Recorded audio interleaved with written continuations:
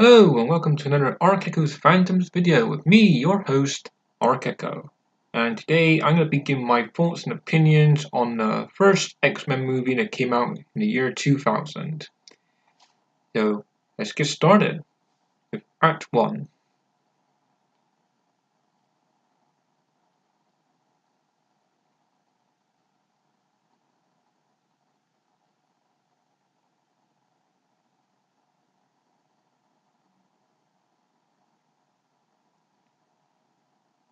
Okay, it says here, who is Bobby Drake slash Iceman? I think that's that one up there, isn't it?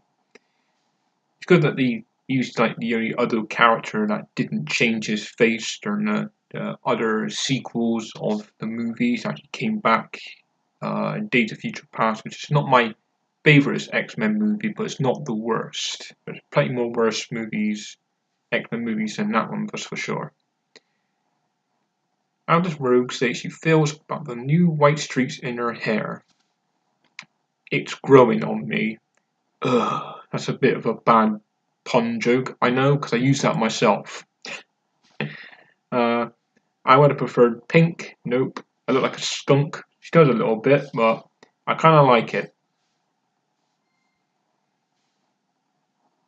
Since that's what she looked like in the cartoons and comics, wasn't it? But Rogue in the cartoons and comics could fly and do other stuff, and the Rogue that was portrayed in these movies was a bit, dare I say, useless at some point. I mean, all she could do was take other people's powers, and yes, she can use them, but she didn't really use them, you know?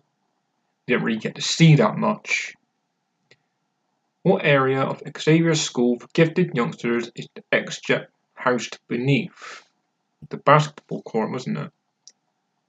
I do remember in the first film, the CGI and the graphics for the mutants and stuff wasn't that great. It was very basic. It's only like later on when they've done the other movies, they started adding a bit more better special effects when it comes to it. So first one is pretty basic, came out in 2000 and sort of rebooted the whole superhero genre in the cinemas again. So it's very like the first one after the failure flop of Batman and Robin, which we won't go into because it'll just be a really long rant from me and no one wants to hear that. Who said people like you were the reason I was afraid to go to school as a child? Mystique, the best Mystique, as I think she was, because she was a villain. She was like, she was on the Brotherhood side, and she did like bad stuff. And in the new ones, like Jennifer Lawrence was all right, but she's not really Mystique for me. I don't think of Mystique. I always go back to these movies and thinking, yeah, she was really perfect as that character. Which one of these characters also holds Logan's dog tags? It's Magneto, wasn't it? What subject is Professor Xavier teaching when Logan wakes up in the mansion? I don't know. Physics? Yes, it was. It was physics. I do remember seeing this one in the cinema when it came out. I can't really remember it that much, but what I do remember from the movie was actually going into Woolworths. That's for all those who can actually remember Woolworths before it closed down. Was seeing all the action figures and the toys and some of the playsets and stuff, and it was great. It had such a high quality in them. I now remember the characters I used to have was like Sabretooth and Toad and Logan and stuff and Cyclops. I remember Cyclops. He had like light up eyes. There was a button and his like eyes lit up. And it was a really good time for toys back then. I don't have any of those figures now and still got lost when I was like a teenager and stuff, but that's what happened to toys, I guess. What animal does Senator Kenny witness Toad eat in Magneto's lair? It's a bird. No, I know you actually seen this film. I didn't really recognize this actor that actually played Darth Maul in Star Wars Episode 1, The Phantom Menace. I didn't even realise till after, and I'm like, yeah, that was him, wasn't it? When Senator Kelly emerges from the ocean, what is the subject on the news report on TV on the hot dog stand? The US UN summit. And then get to see Stan Lee as well. I think it's just actually first one to come in, the first Marvel movie that actually features Stan Lee, and then he sort of took over from there. He sort of went in every single one, except for some of them, which he didn't take part in for various reasons. Sabretooth says that Storm owes him what? A scream. Shows him a lightning bolt up the ass. I think that's what she owed him. That's what she gave him, I suppose, wasn't it? What one rule did the Predator relay to a fighter who is about to take on Logan in a cage match? Don't hit him in the balls. Here's the thing, he was punching Logan in the face and things like that, and why wasn't he going like, my hand in? Because he has got metal skeleton all over, not just in his hand. So I don't know why he didn't feel it when he was punching him in the face.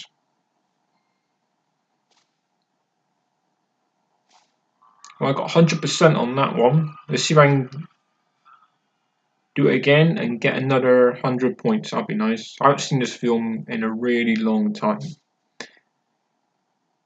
What kind of ice sculpture does Bobby make for Rogue when they first meet? It was a rose.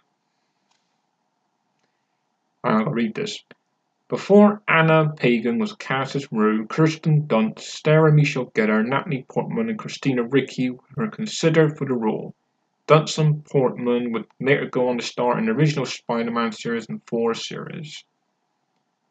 Kirsten Dunst was great as Mary Jane. She was she was just like perfect for the role. I know people like moans about it sometimes, but no, she was perfect for the role. And Natalie Portman, yeah, again, great in 4.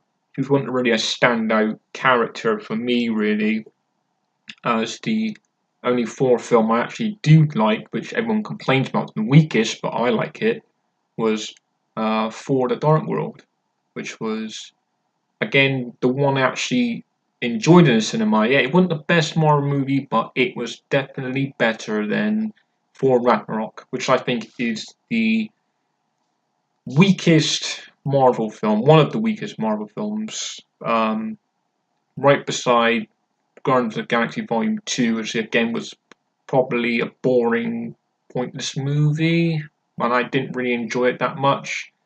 And it's a film I would only watch once, and have watched once. As the first one really stood out for me, and it was funny and things like that. And the second movie was just like wasn't really that great. I just didn't enjoy it as much. I just felt the characters didn't really do anything in the movie except for just sitting around doing nothing, which was again for me boring. What does Rogue ask Logan about his claws? If he's always had them, nope. If he's ever killed anyone with them, no. If they can cut through steel, no. If it hurts when they come out. Again, it's all true except for the top one, which he had bone before, didn't he? Which is probably a bit more disgusting than adamantium claws. What does Bobby refer to Xavier's school as? Mutant High. I think the one who's done the fire in front of him was supposed to be Pyro, wasn't it? But then they recast it after in the second movie, which probably with a much better actor, but not great, but better.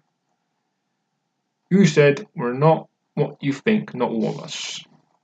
Yes, Patrick Stewart. Again, Patrick Stewart wasn't really going to take on this role because he didn't really want to go into another fan-based fandom after Star Trek, as he'd been playing Captain Picard for a really long time. But again, Patrick Stewart will always be the best Charles Xavier in my book. He just really perfect and amazing for the part. And I'm always glad when you know, he comes back into roles like that, like we getting a new Patrick Stewart coming back into a new series of Captain Picard, which I'm really looking forward to, and I hope that it's in the style of the original Star Trek series and the original Star Trek movies that he did back in the 90s. I'm not in the style of Star Trek Beyond and In Darkness and that awful Star Trek Discovery, because I just have zero interest in it. I gave it a shot and I just didn't like it. I just thought it was too depressing and it didn't really give that message across as Star Trek should do, which is about hope and exploration and stuff like that. And it just didn't do it for me, and I just don't bother watching it in the end. The rest of it. What does young Kirk Lencher destroy when he's separated from his parents in what a name, Alkowitz, the Metal Gate? What does Professor Xavier say is a mutant's first defense against the world's hostility? There's that one, isn't it? Can't really say that for the Beast. He sort of stands out a bit, doesn't he? While escaping the train station, what does Magneto say makes Professor Xavier weak? He's unwilling to make sacrifices.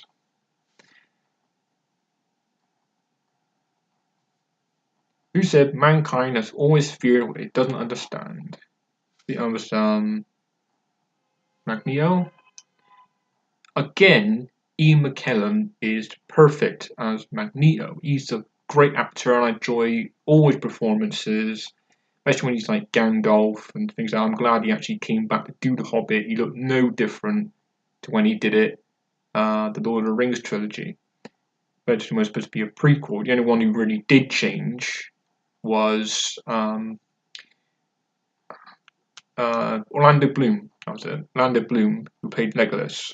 He got a bit, I would say, a bit more filled out in the face, where in the Lord of the Rings he's a bit more thinner. But when Ian McKellen came back and Elijah Wood and things like that, and the actor who plays the original Bilbo, they looked absolutely no different to how they did when he actually did the first films. That was like, I don't know, a really long time after, you know. But again, good movies. It did get weaker as it did, but my favourite one is the second film.